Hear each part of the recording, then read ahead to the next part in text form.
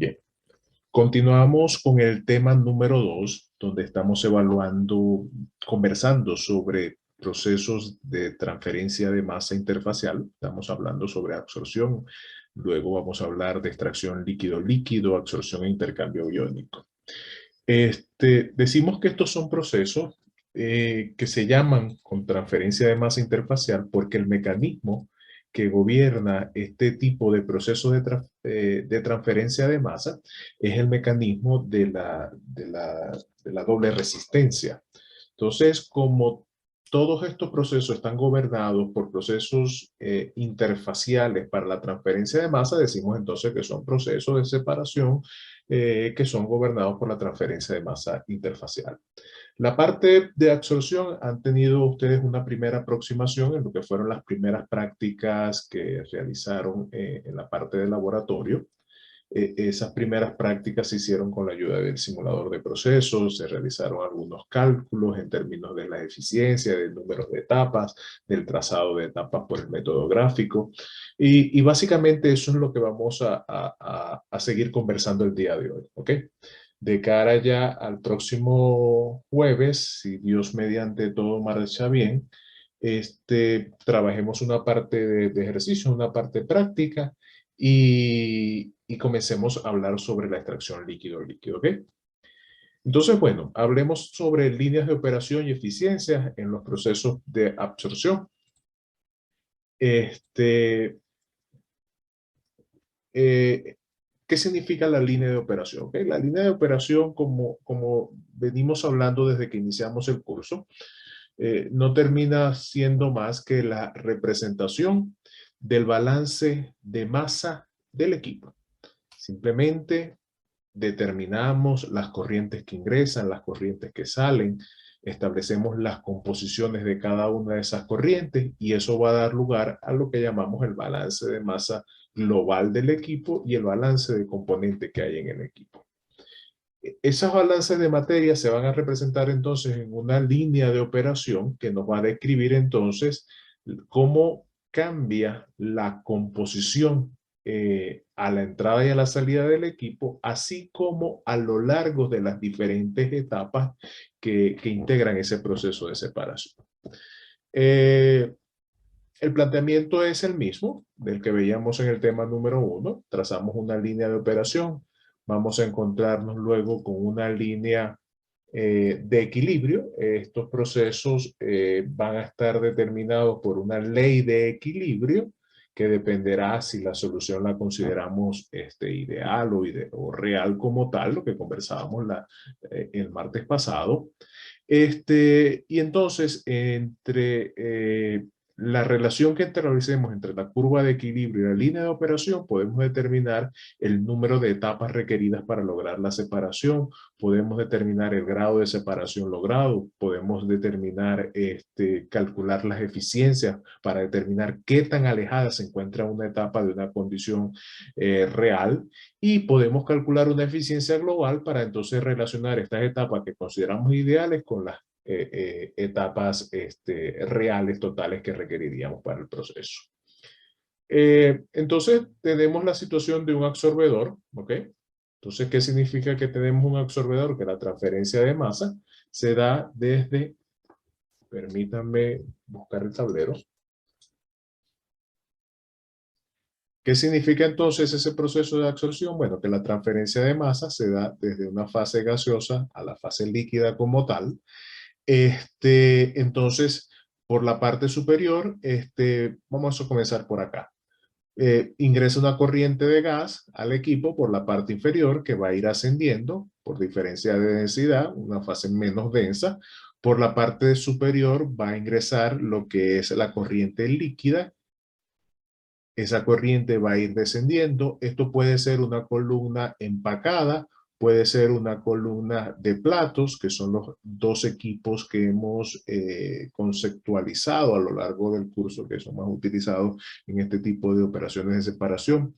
En términos generales, la mayoría de los absorbedores son columnas empacadas, ¿ok? Y son columnas empacadas porque el uso de este tipo de internos de empaques, bien sean aleatorios o estructurados, nos brinda una mayor área de contacto entre la fase gaseosa y la fase líquida. Al favorecerse esa área de contacto entre la fase gaseosa y la fase líquida, estaremos favoreciendo entonces la transferencia de masa.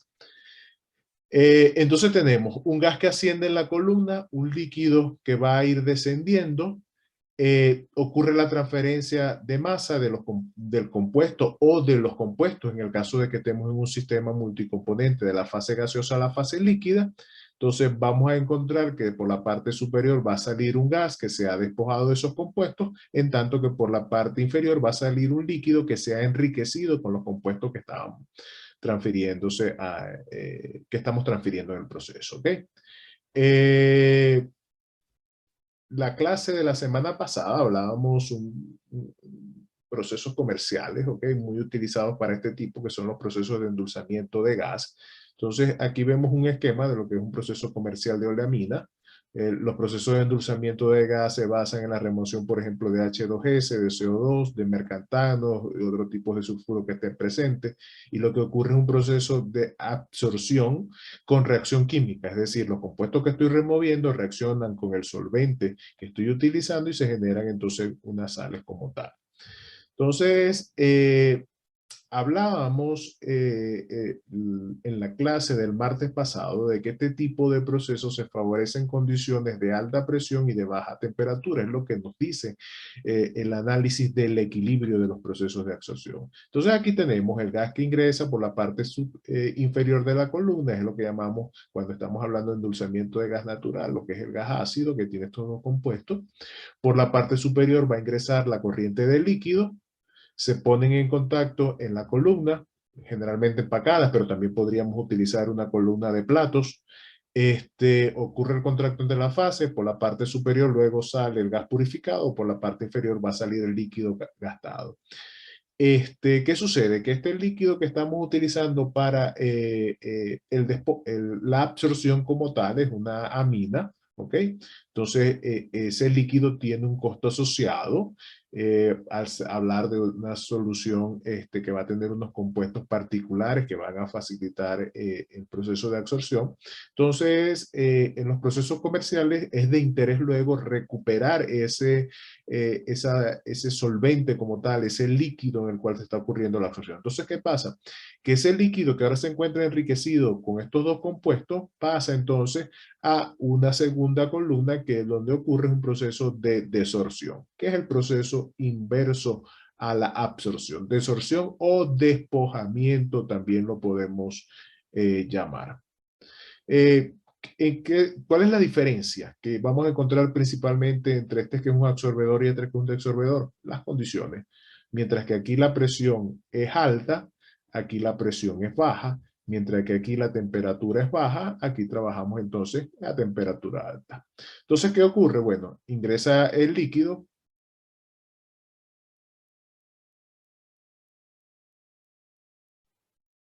Ingresa el líquido por la parte superior de la columna, ¿ok?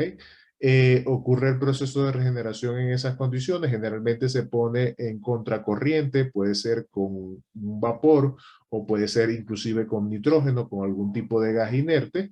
El líquido desciende, el gas ingresa por la parte inferior, se genera esa corriente o esa fase de vapor, se ponen en contacto las dos fases y ahora la transferencia va de líquido a gas, en tanto que aquí va de gas al líquido. Entonces ahí tenemos dos aplicaciones que ilustran bastante bien lo que es este tipo de proceso. No sé si hay algún comentario hasta ahorita, alguna pregunta, inquietud que tengan.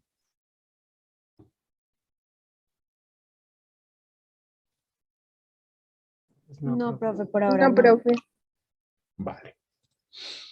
Bueno, entonces, ¿qué sucede? Que en este tipo de proceso trabajamos con lo que llamamos relaciones, igual como lo hacíamos en el primer tema, relaciones másicas o relaciones molares, ¿ok? Que es simplemente la relación de los moles que hay o kilogramos que hay de una especie, en este caso la que estamos transfiriendo, dividido entre todo lo que no es esa especie, ¿ok? Eso son lo que son estas relaciones molares. Entonces, por conveniencia, generalmente en los absorbedores comenzamos a enumerar arriba 1 Vamos a tener entonces N etapas. Como este líquido, esta corriente de gas que va ingresando por la parte inferior, podríamos decir que hipotéticamente, claro, no existe la etapa N más 1, es una etapa ficticia. Existe, el absorbedor tiene N etapas ideales o teóricas. Entonces, la etapa 1 es una etapa ficticia, pero bueno, como es la corriente que va a ingresar, podemos, por efectos de nomenclatura, decir, bueno, esto es YN más 1, como si viniera de una etapa ficticia que va saliendo. El líquido que abandona esta etapa simplemente va a tener una composición XUN. El líquido que ingresa por la parte superior, si esta es la etapa 1, la etapa que vendría entre la etapa 1 es la etapa 0, entonces por eso se denota como XU0. Y el gas que abandona la primera etapa lo denotamos con Y1, ¿ok? Entonces de esa manera identificamos las composiciones que ingresan en la corriente, en cada corriente. Luego tenemos lo que son los flujos molares o másicos de todo lo que no es lo que se está transfiriendo. Vamos a decirlo así. ¿Okay? L sub S, G sub S, es todo lo que no se está transfiriendo. Recordábamos del primer tema que esto dependiendo del texto que nos vamos a referir, por ejemplo, si nos vamos al texto del CIDER o Tribal, según estemos trabajando, vamos a encontrar